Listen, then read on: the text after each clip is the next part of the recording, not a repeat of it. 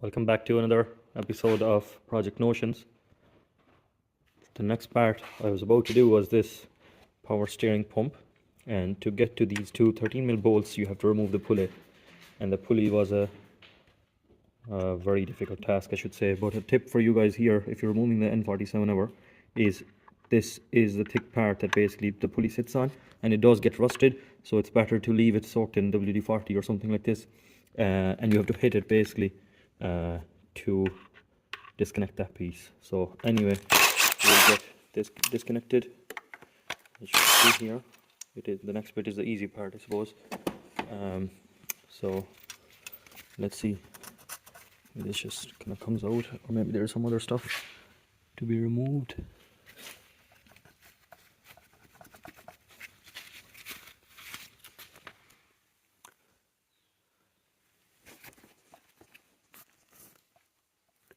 Yes, there does seem to be another bolt kind of going this way, you know, so I'm going to try and get that.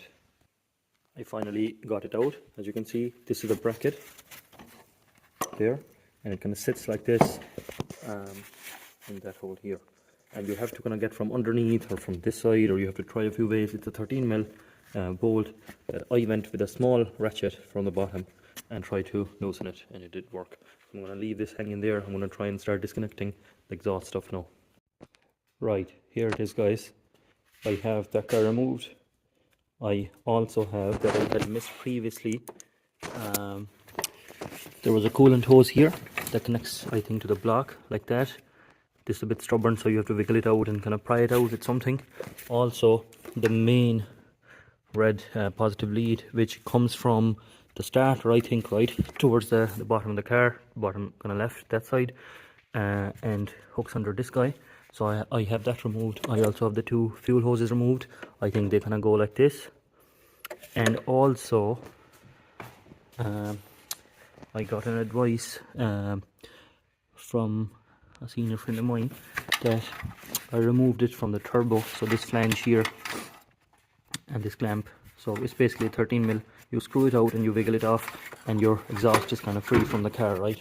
And also the main, or I suppose the main important bit is the bell housing of the gearbox to the engine. So there's a lot of E screws, I think mainly, let me check here. So there was, the small ones were E11s, and the big ones were I think E15 or 16s. I don't have them at hand here now. I think I'm after losing the socket that I had connected to the bar I was using.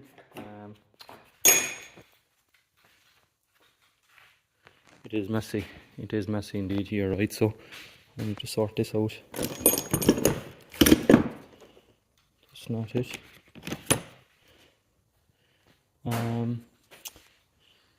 Oh yeah, here, finally. So it is E14. These are the two that you're going to need, E11 and E14. There might be some other random ones that you might come across, but that's what has been my experience. Couple of them were on kind of top, reachable from top of the engine.